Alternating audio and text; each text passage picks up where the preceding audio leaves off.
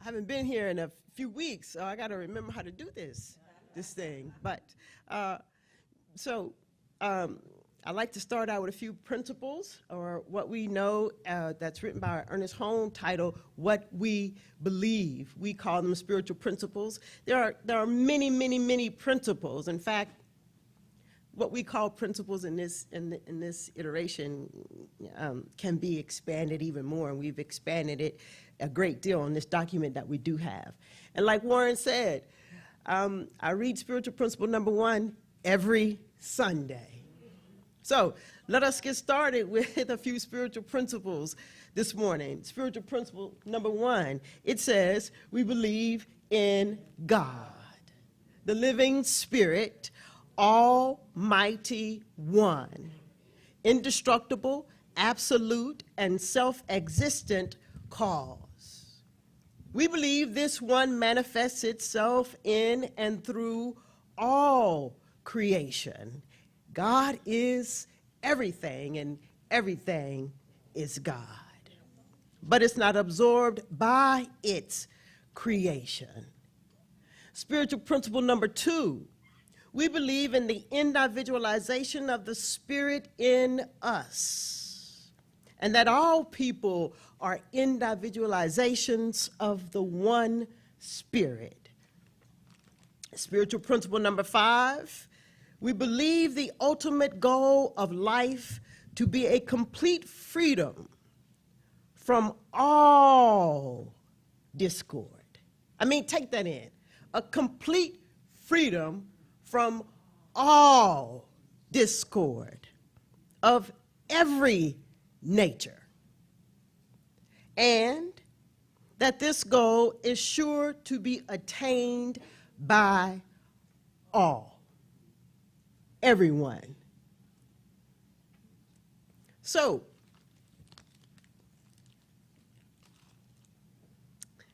we've been working with our theme for the year of oneness, a day at a time. And so we're just going to jump right back into it. Y'all had a few weeks off. So I'm here this morning to bring us back, get us back centered in it.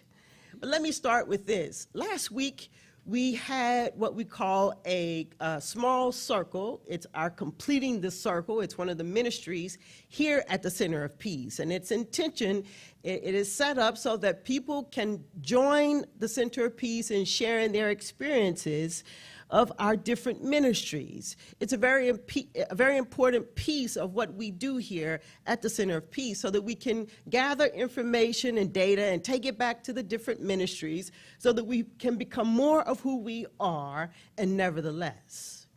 And so last week in the small group, there was a particular person that was sharing around one of our questions around what is it that you really enjoy about our Sunday celebration. Our focus was on our Sunday celebration.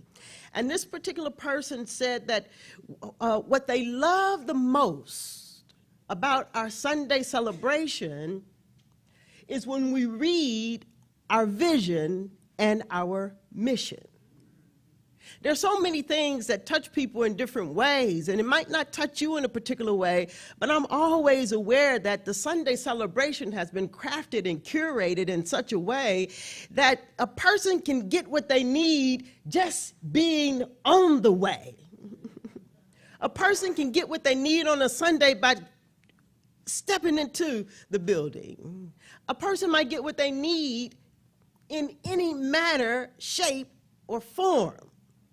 But this particular person said that it's the vision and the mission, that it's moving and it means something to them when we read it.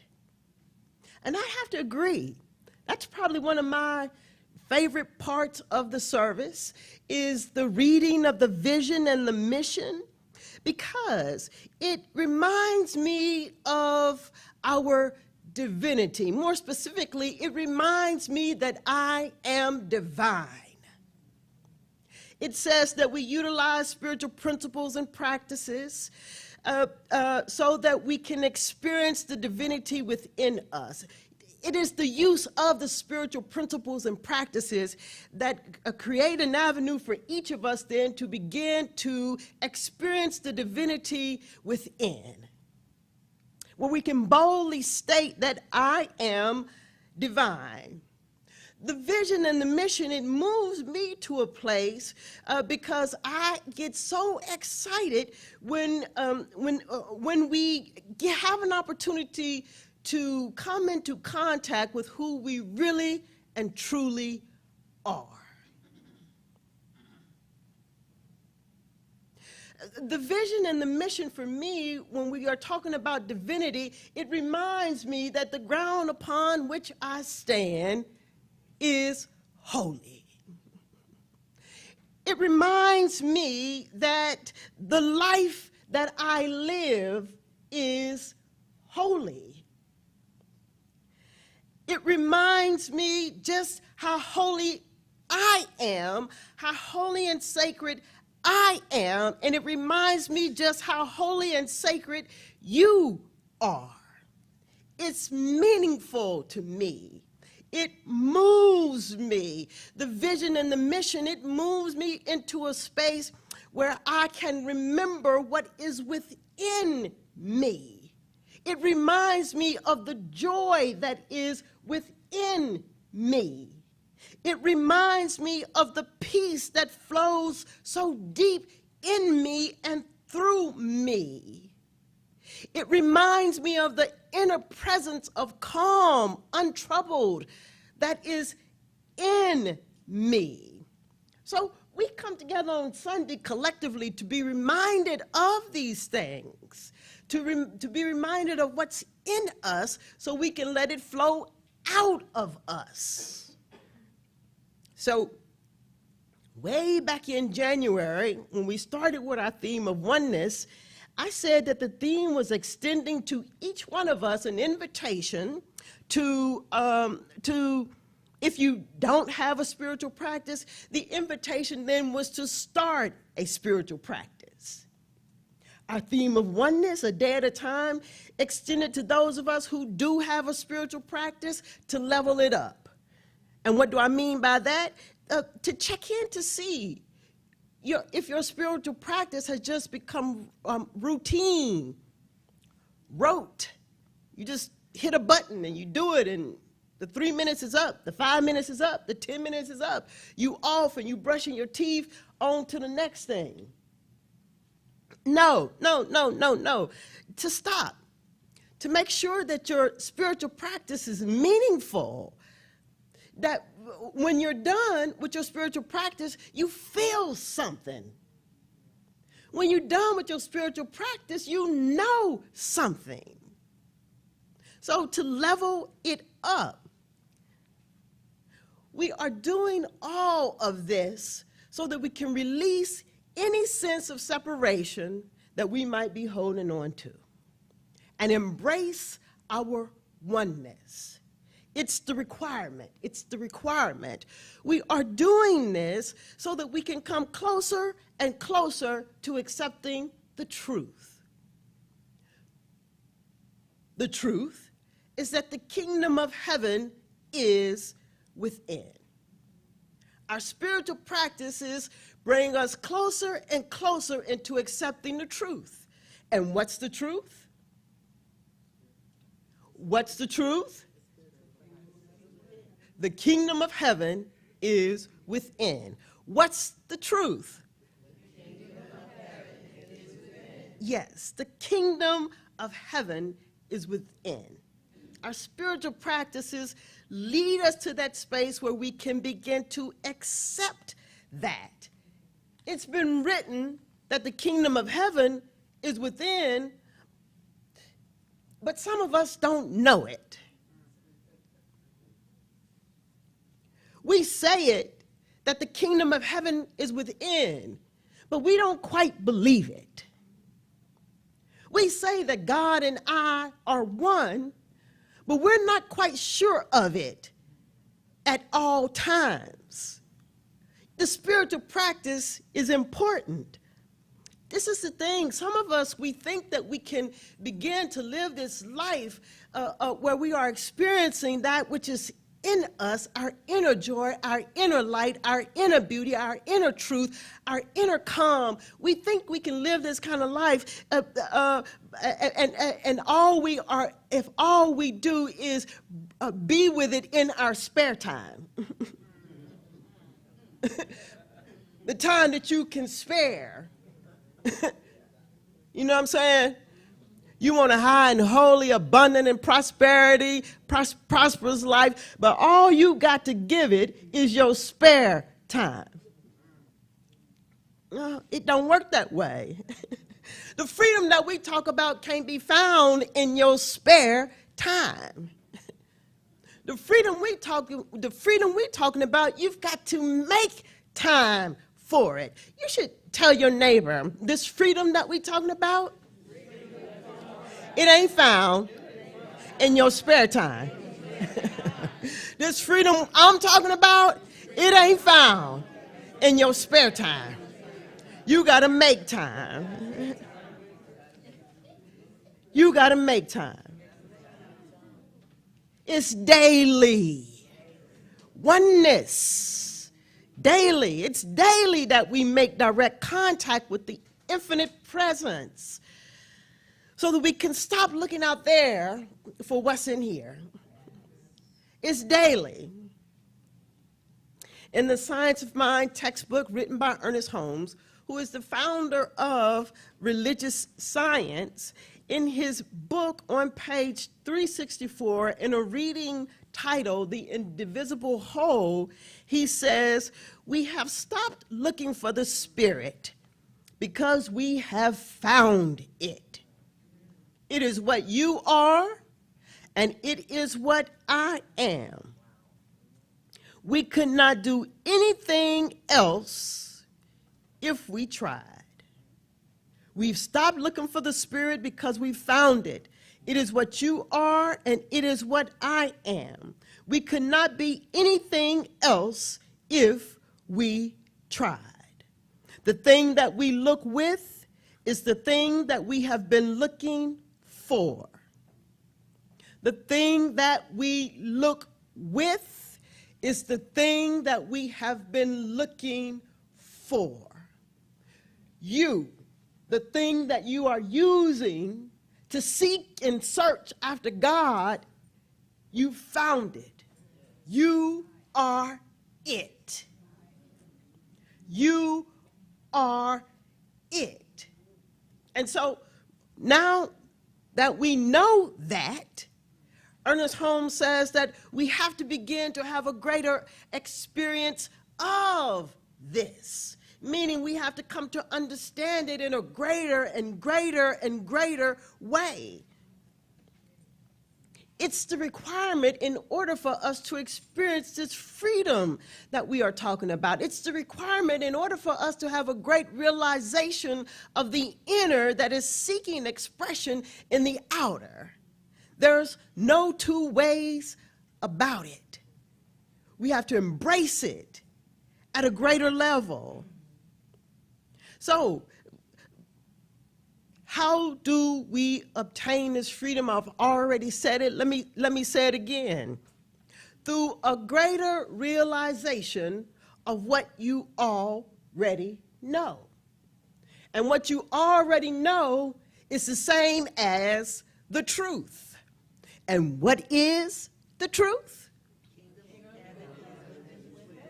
The kingdom of heaven is within.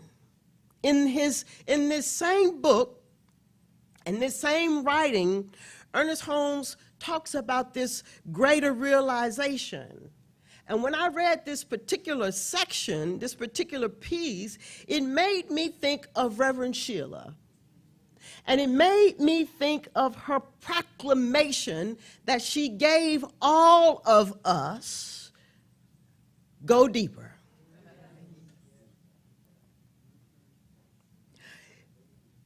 I question, is this where it came from? And I'll read it to you in a second. But in reading this, it also made me remember a recent conversation that I had with someone who used to come to the Center of Peace on a regular basis. They were pretty consistent and regular congregant. They were here at the Sunday services and participating in classes, but I hadn't seen this person maybe 8, 9 years. It's been a long time.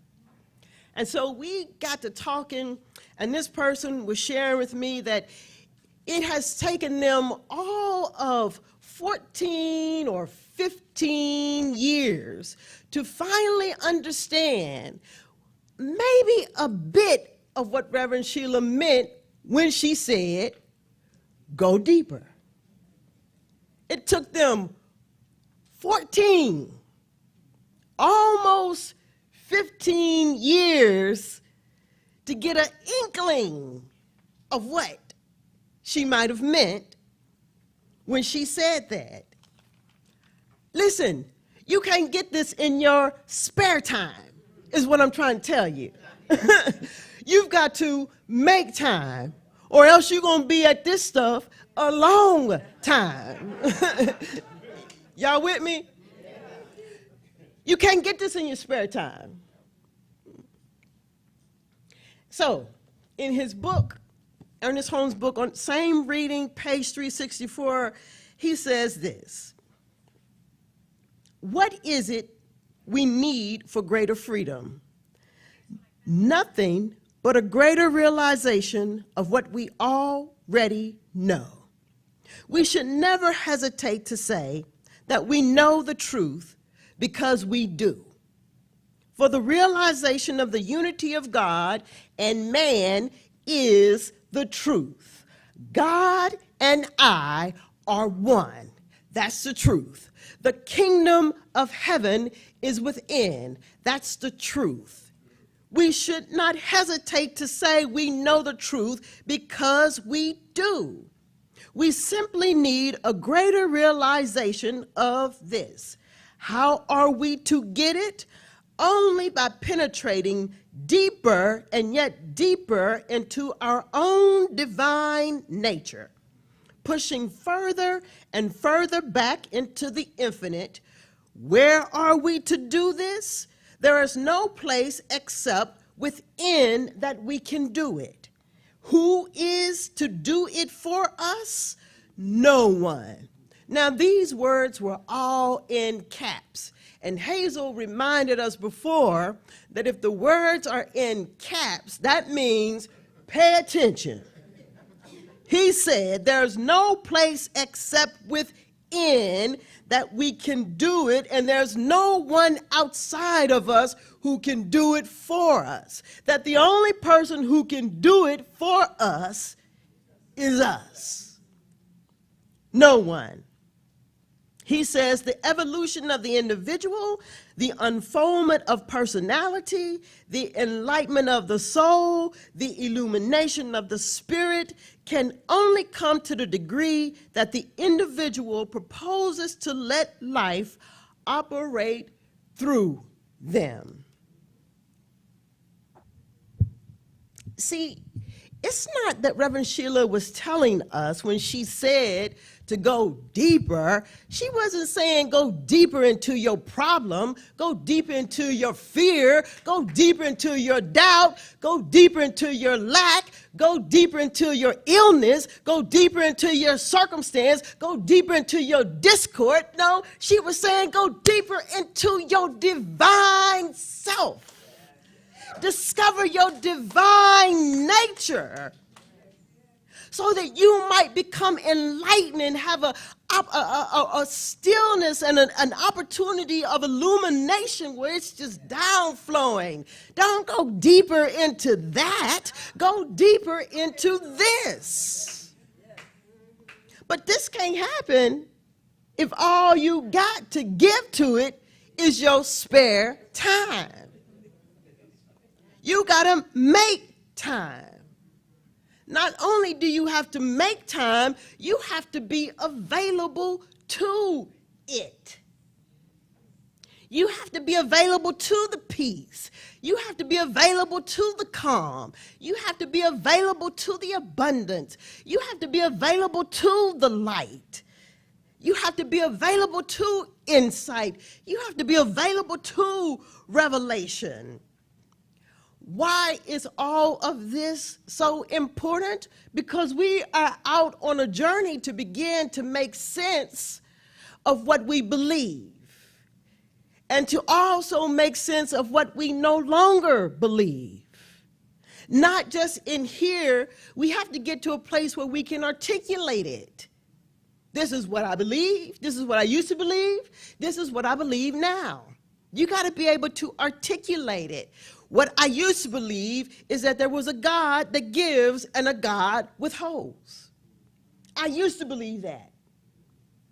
What I believe now is that nothing is being withheld. Everything that I desire. What did it? Freedom from all discord of every nature. Everything I desire. Nothing is being withheld. Nothing is being withheld from me. You got to be able to articulate that. That's what I used to believe. I don't believe that anymore. I believe this. I believe this. So you don't get this if you don't go deeper. Tell your neighbor, go deeper. Go deeper. I heard it said recently, and it might have been Reverend Michael Beckwith who said this, but what I heard recently is that our best ability is our availability. You got to be open and available, receptive. He said that our best ability is our availability. We got to be open to give, and we got to be open to receive. We got to be open to receive insight and revelation. Our greatest ability is our availability. So the question is, are you open and available, or do you already know everything? Because if you already know everything, can't nothing else get in.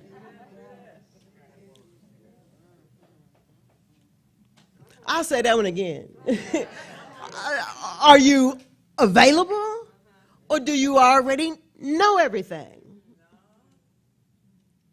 Are you open to receive, or are you holding on to the little bit you got? Are you open to receive something new, or are you holding on to what's old? Are you holding on to what's familiar? Listen, it ain't no two ways about it. Either you are available to it, or you're not. Either you're available to it, or you're not. Either you're available to love, or you're not. Either you're available to joy, or you're not. Either you're available to peace, or you're not. Either you're available to wholeness, or you're not. Either you're available to joy, or you're not. Either you're available to the light, or you are not. No two ways about it. And if all you've been given is your spare time, you might want to consider the latter. You're not. Are you open to something different, or are you judge and jury, righteous? Are you open, or is your ego resisting everything? Are you open, or are you caught up in appearances? Are you caught up in your limited perspective? We call that the intellect arguing to have its way. You see, the intellect argues, but the heart accepts. Are you open, or not? So, I gotta say it. I gotta say it. So, it has been brought to my attention a few times this year. Something like this. What is going on with the Center of Peace? But really what people are saying is, what's going on with Reverend Twana? And What's up with her gay agenda? So,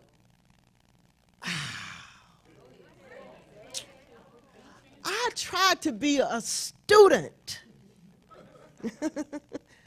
And I can't stand up here and tell you to go deeper if I ain't willing to go deeper. I can't tell you to tap into your divine nature if I'm not willing to tap into my divine nature. I can't tell you to seek and search after greater realization if I ain't ready to search and seek after greater realization.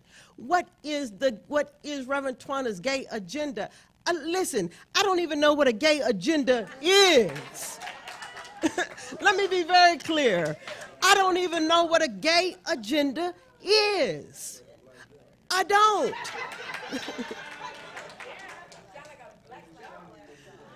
I don't.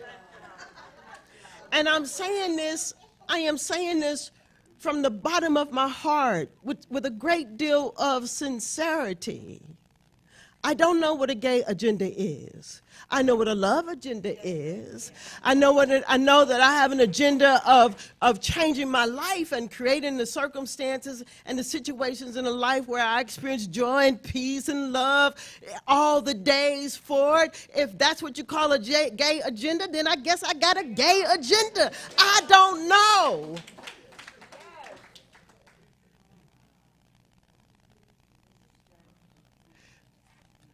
The teaching, it requires us to get in touch with who we are. If my telling you to get in touch with the inner presence within you, the inner light, the inner joy, the inner calm, if you can't see that, keep coming. I don't have a gay agenda. There it is. So here is the thing. Here is where I am inviting us all to play. You know, it was RuPaul who says, we all come into this world naked. And the rest is just drag. Listen, I'm inviting you all to join me in my nakedness. You bring your nakedness, I'm going to bring my nakedness. In other words, you bring your humanity, I'm going to bring my humanity. You bring your divinity, I'm going to bring my divinity. Meet me in my divinity, I'm going to meet you in your divinity. Meet me in my humanness, and I'm going to meet you in your humanness. Meet me in my divinity, and I'm going to meet you in your divinity. Meet me in love, and I'm going to meet you in love. Meet me in joy, and I'm going to meet you in joy. And everything that I'm open to receive, I am open to give. If that's what you call a gay agenda, then I got a gay agenda. Then I have a gay agenda. If Reverend Sheila was here, she would say, go deeper. It's deeper than that. If that's all you got, go deeper. Go deeper. Meet me in my nakedness, and I'm going to meet you there. We're going to do this together. We're going to do this together. Because God is all that there is. All that there is. We praying together today, and our closing, you all have a little piece of paper, and if you would stand, practitioners come join me. We all praying together today. This that I've given you is a piece from the Science of Mind textbook written by Ernest Holmes from that same reading that I read from today. I love this. It moves me. It's meaningful to me. And I want to invite you all to join me in prayer as we close out this part of our service. The title of it is Holy, Holy, Holy. Join me. Inner presence, great and mighty. Inner light that shines divinely. Inner life that lives completely. Inner joy that smiles serenely. Inner peace that flows so deeply. inner calm, untroubled, happy, inner love that gives so freely, inner truth that never fails me, inner power that holds securely, inner eye that sees so clearly, inner ear that hears always, inner voice that speaks supremely, inner good that binds me to thee. Holy, holy, holy. Let us all know that the ground upon which we stand is holy. Let our vision and our mission lead you into a place and a space where you can affirm and know at a greater level and a greater realization that the ground upon which you stand is holy. Let us know that that this life that we live is holy, and not only that the ground upon which we stand is holy, but that you and I, we are sacred and we are holy. This inner presence, this inner power that is so infinite and deep, its presence, its light, it's life, it's joy, it's peace, it's calm, it's love, it's truth, it's power, it's eye, it's ear, it's voice, it's good, it's my good, and it's your good. We declare it to be so. We accept it, knowing it to be so. And we all come together in agreement then by saying, and so it is. And so as we journey on throughout our week, let me remind you, go deeper. The kingdom of God is within. You'll never discover it if all you got to give to it is your spare time. You've got to make time. And so it is.